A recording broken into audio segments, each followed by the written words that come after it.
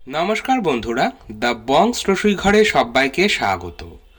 আজকে আমি 4 রকম চিয়া পুডিংয়ের রেসিপি শেয়ার করব। খুবই স্বাস্থ্যকর এই চিয়া পুডিং। যারা একটু হেলথ নিয়ে কনসাস তারা কিন্তু অবশ্যই এই চিয়া পুডিং সকালের ব্রেকফাস্টে বানিয়ে নিতে পারেন। চিয়া সিডে নানা রকম উপকারিতা রয়েছে, সেটাও আমি ভিডিওটাতে বলবো। আসুন দেখে নেওয়া যাক আমার আজকের এই ভিডিওটা। চিয়া পুডিং বানানোর জন্য প্রথমেই একটা বড় মিক্সিং বোলের মধ্যে আমি নিয়ে নিচ্ছি আমার হোমমেড অ্যামান্ড মিল্ক। এখানে আমি 500 ml অ্যামান্ড মিল্ক নিচ্ছি। 500 ml মানে হাফ লিটার। অ্যামান্ড মিল্কের রেসিপি আমি আগেই আপনাদের সাথে শেয়ার করেছি, লিঙ্কটা অবশ্যই আমি ডেসক্রিপশন বক্সে দিয়ে দেবো, প্লিজ একবার চেক করে নেবেন। এখানে অ্যামান্ড মিল্ক নেওয়া যেতে পারে। অ্যামান্ড মিল্কের পরিবর্তে ক্যাজু মিল্ক অথবা নর্মাল দুধ ব্যবহার করতে পারেন। ফুল ফ্যাট মিল্ক বা টোন মিল্ক, যেটাই ইচ্ছে আপনাদের সেটাই ব্যবহার করতে পারেন। এবার এই অ্যামান্ড মিল্কের মধ্যে দিয়ে দেব 1/4 কাপ চিয়া সিড। 1/4 কাপ মানে 4 টেবিল স্পুন। একটু পরিমাণটা খেয়াল রাখবেন। এখানে আমি হাফ লিটার মানে 500 ml অ্যামান্ড মিল্ক নিয়েছি, তার জন্য প্রয়োজন আমার 4 টেবিল চামচ চিয়া সিড। এবার এই সমস্ত কিছু ভালো করে মিশিয়ে নিলাম। চিয়া সিড, এতে রয়েছে প্রচুর পরিমাণে ফাইবার, প্রোটিন, ম্যাঙ্গানিজ, ফসফরাস, এছাড়াও রয়েছে ক্যালসিয়াম, যেটা আমাদের হাড় আর দাঁতের জন্য ভালো। রয়েছে ওমেগা ডি3। এছাড়াও এই চিয়া সিড যদি ডেলি খাওয়া হয় তাহলে কিন্তু আমাদের ওয়েট লসেও এটা ভীষণই সাহায্য করে। আমি এটা এবার 1 ঘন্টা এইভাবে রেখে দেব। চিয়া সিড কখনোই আপনারা সরাসরি খাবেন না, এটা দুধ কিংবা জলে অন্তত 0.5 ঘন্টা থেকে 1.5 ঘন্টা ভিজিয়ে রেখে তারপরেই কিন্তু খেতে হবে। এখানে আমি কিছু ড্রাই ফ্রুটস নিয়েছি আর একটা ছোট দারচিনির টুকরো নিয়েছি। দারচিনির ফ্লেভারটা চিয়া সিডে বা চিয়া পুডিংয়ে ভীষণ ভালো লাগে। ড্রাই ফ্রুটস কী কী নিয়েছি সেটা আমি চিয়া পুডিং বানাতে বানাতে বলে দেব। এখানে আমি কিছু ফ্রুটস নিয়েছি, ফ্রেশ ফল নিয়েছি। এই ফলগুলো আমি কী কী নিয়েছি সেটাও বলে দেব। আর এখানে একটা বাটিতে আমি 2 টেবিল স্পুন টক দই নিয়েছি।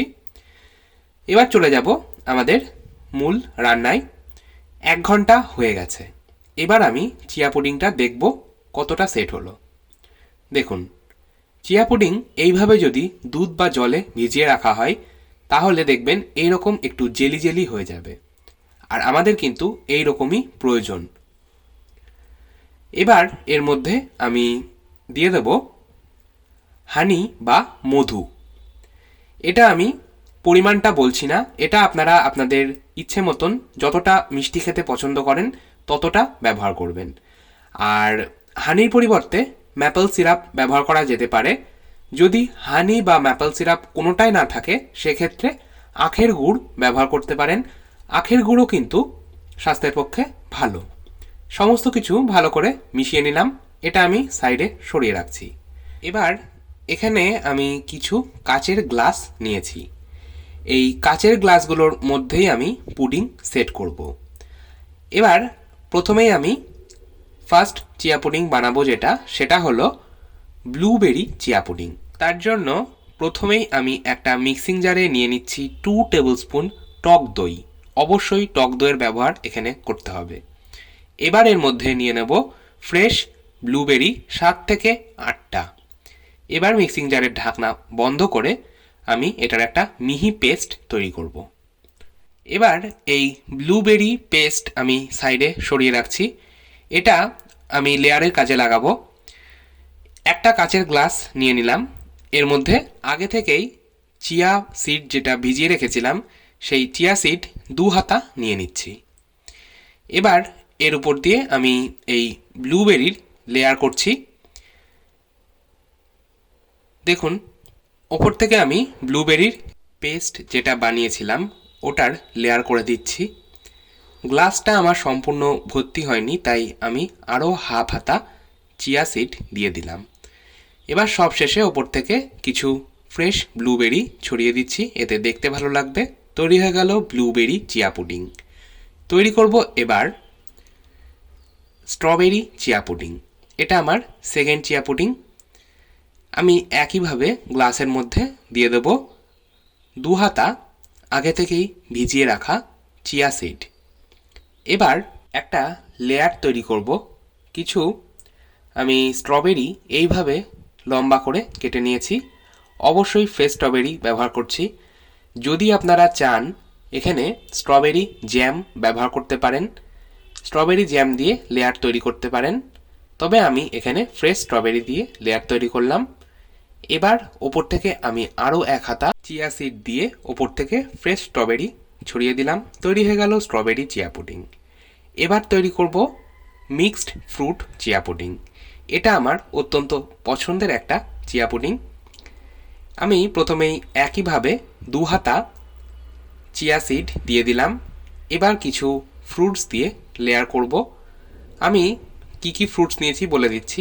কিছু টুকরো করে আপেল নিয়েছি কলা, এখানে আমি কালো আঙুর নিয়েছি কিছু। এবার আমি কিছু বেদানা বা আনার দানা ওপর থেকে ছড়িয়ে দিচ্ছি। এবার কিছু ড্রাই ফ্রুটস দেব। ড্রাই ফ্রুটসের মধ্যে রয়েছে কাজু, আমি এখানে কাজুগুলো ভেঙে নিয়েছি। কিছু অ্যামান্ড এইভাবে ওপর থেকে ছড়িয়ে দিচ্ছি।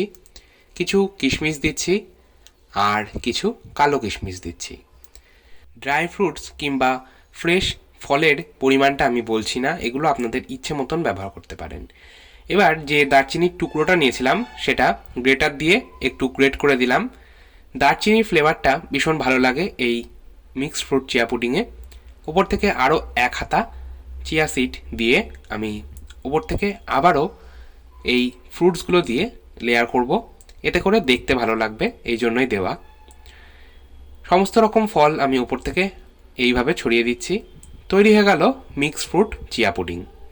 এই মিক্সড ফ্রুট চিয়া পুডিং ভীষণই খেতে ভালো হয়। এবার আমি তৈরি করব last chia pudding, chocolate chia pudding.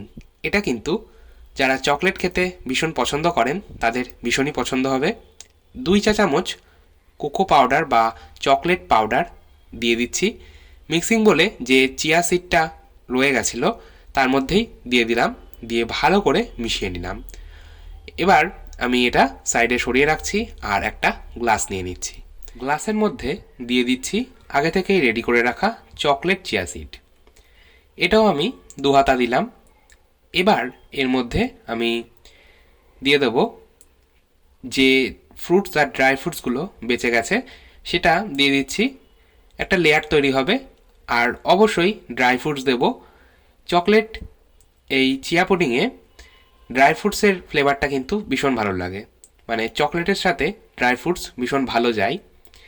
এবার একটা লেয়ার তৈরি করার পর উপর থেকে বাকি যে এক্সট্রা চিয়া সিড ছিল সেটাও আমি দিয়ে দিলাম।